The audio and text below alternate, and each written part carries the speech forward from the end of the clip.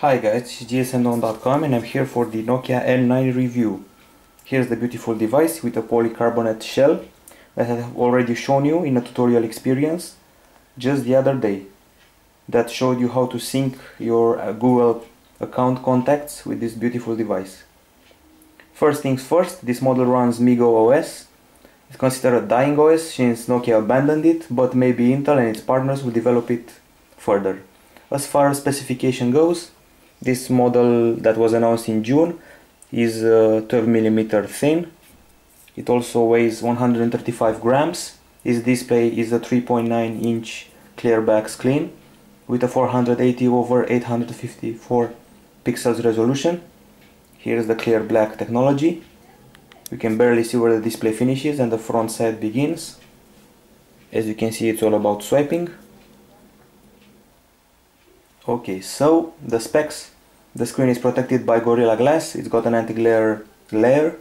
It's protected in direct sunlight. You can use it without problems. It's got Dolby mobile sound. Here's the main speaker, the only speaker for that matter. It comes with 16 or 64 gigabytes of internal memory, 1 gigabyte of RAM. It also offers 1 gigahertz CPU, Cortex A8, Texas Instruments OMAP kind of processor. As far as connectivity goes, you have 3G, Wi-Fi, it can be a hotspot as well.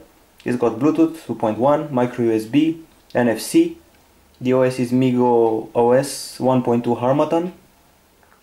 Other than that, there's the 8 megapixel camera at the back, dual LED flash, touch focus, 720p capture, a secondary camera right here for front video calls, and a battery of 1450 mAh battery, good enough for 1 or 2 days of functioning.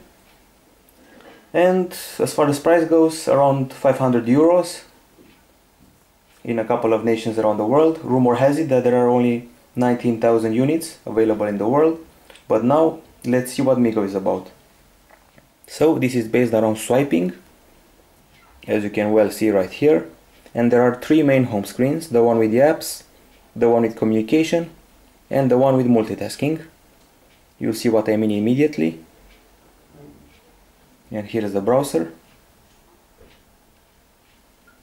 Now I'm going to load GSMDome.com to see how it handles the web browsing.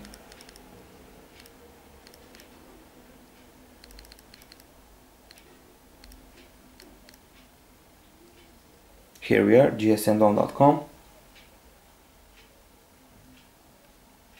We're connected to a Wi-Fi hotspot right now. And finally, let's see it in landscape for a better view. Easy pinch to zoom, nice scrolling. Be careful not to swipe yourself out of the app. As I said, nice pinch to zoom. The only problem I have with this browser is that it doesn't have tabs, so if you open a new window, it simply opens up a totally new one and keeps the one open right here. This is the multitasking section. I'm going to have to add a couple more windows to make it count. So you saw the web browser, it's time for some YouTube action. The YouTube app is not exactly what I had hoped. It's basically YouTube in the browser of the device. Let's try to see something interesting here on YouTube. MTV EMA 2011 promo.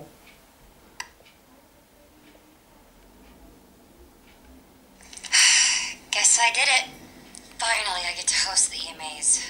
Wow. Seriously? Shut your face. Who else could it be? Who else better than me to be hosting the show? People know who the F I is. I'm a pro. The right time and place for me to be. I'll say it. Congratulations to me. So here we go, another page in my legacy. Okay, this was YouTube. This was enough. And now maybe you can see the multitasking. Let's open a random Angry Bird. So here we are. You can see the multitasking apps like this in bigger view. Keep one pressed, close them with the axis, or close them all. So you'll finally get the control system, swiping around left or right. Up top, if you touch the above area, see the profile of the phone, volume, and connectivity options. Other than that, of course, this is a phone. We got the usual dialer. We got a contact section that I have synced the other day and shown you. We got messages, the email that you already know about, mail for exchange, what I'm using with my Google account, and here's the calendar in a bigger view. Of course the clock with an alarm that I like very much as far as interface goes.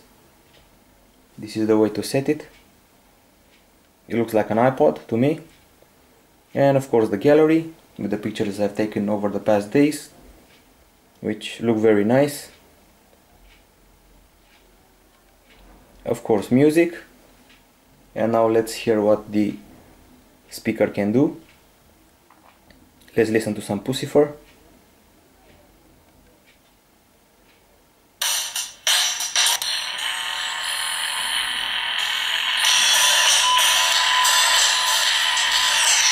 This is the speaker.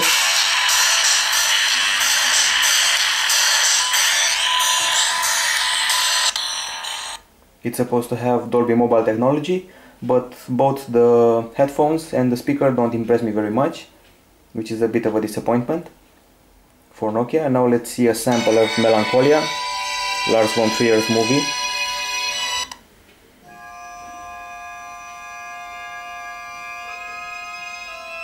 This is video playback that works very nice.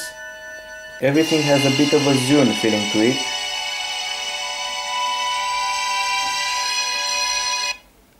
These are the details about the format of the file. You can also share, rename and delete it. So as far as multimedia goes, you're all set. No problems here. Of course there is Nokia Maps on board with 3D view, satellite view. So it's great.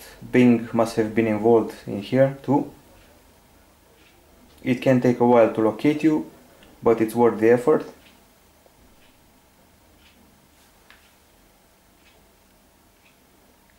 Let's try to see this in satellite mode. Here we are. Not a very impressive satellite mode, but still pretty decent. Okay, enough about this. We've got the OV Music Store. Excuse me, Nokia Music. They keep changing these names. I heard they dropped the OV name, so let's try to avoid saying OV again. Here it is, music on OV. You can download stuff. Of course, you can also download apps from the Nokia store. It's cool that they only show you the apps that are compatible with the N9, so if you're using this MeeGo device, you're safe.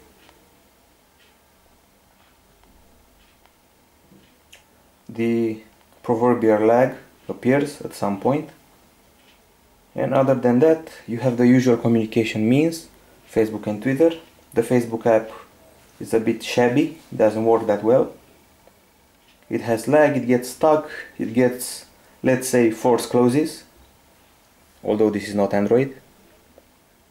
I'm trying to swipe right now and scroll, but no luck. Let's close some apps in multitasking mode. Pretty cool, right? This multitasking idea. Okay, at least Twitter will work better, I'm sure of that. So here we are with everyone's tweets, including Eldar Mortazin and some Nokia tweets. Some mentions that I got. Some messages and a bunch more stuff. Of course you have a ton of settings available. Device, Bluetooth, sounds, vibration, wallpaper, time, language, application, security, sync, backup, about the products, everything you need to know. A ton of apps that come with the device. Of course the usual calculator. We also have AccuWeather in a nice version. We got the NFC Angry Birds. And now I guess it's time to show you the camera and what it can do. I'm going to use small device, or better said, a little piece of a monument. Take a picture. Let's get rid of the flash.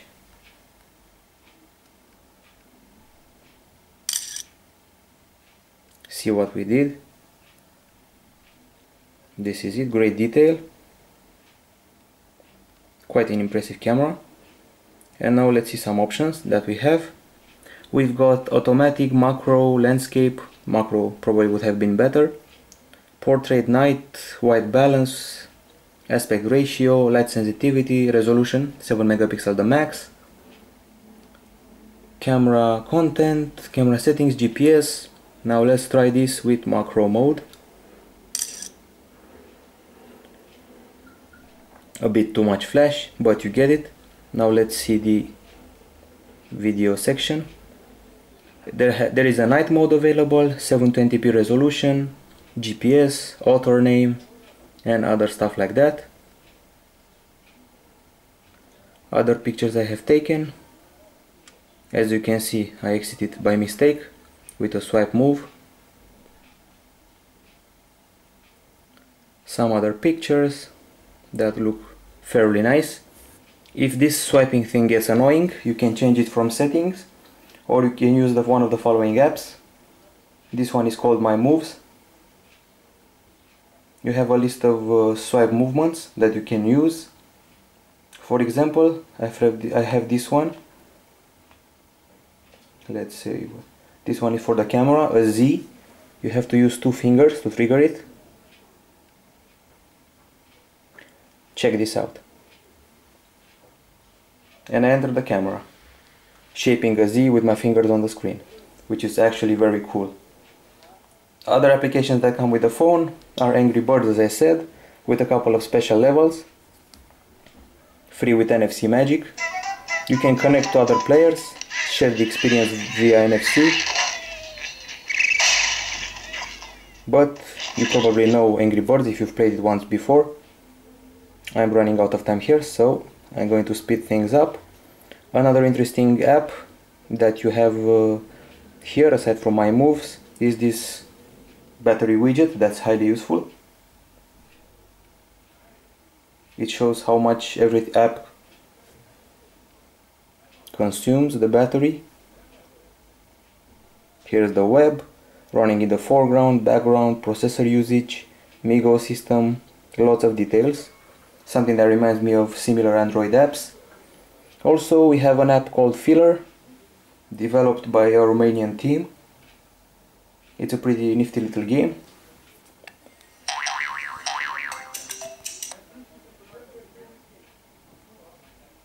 The purpose here is to turn everything in your color. As you can see, there are tons of color. You start from this corner. I have a green thingy. I can convert it to red thingies, and all these faces will unite. Now I'm turning them pink, and after turning them pink I'm gonna turn them green, and now make them gray, and you get it. You have to conquer all these colors. Once you unite them, you take them over. Once you're near a color, you take it over. Okay, so enough about Filler. I'm going to end this with AccuWeather, an app that looks great. It may not be HTC Sense, but it's great for weather. Here we are, and here's the hourly prediction. Quite a hot day, 15 days prediction too. And let's end all of this with a bit of Need for Speed. Other applications available are Skype, as I said, YouTube, and other stuff like that. Okay guys, this is the time of the conclusions. Nokia N9 is a brilliant device. I'm going to give it a 9 out of 10. It's got a brilliant polycarbonate shell. It has MeeGo, that's an excellent operating system, although it's not mature enough. It's going to receive 3000 new features through an update that will come soon. It's got a great graphics, it handles multitasking perfectly, it's got a great camera, great battery life. It might as well be the phone of the year, battling the Galaxy S2 and the iPhone 4S. For me, it's the phone of the year. Okay guys, hope you like this review of the Nokia N9. That is my favorite phone in 2011 so far. Bye bye, this was GSMDome.com.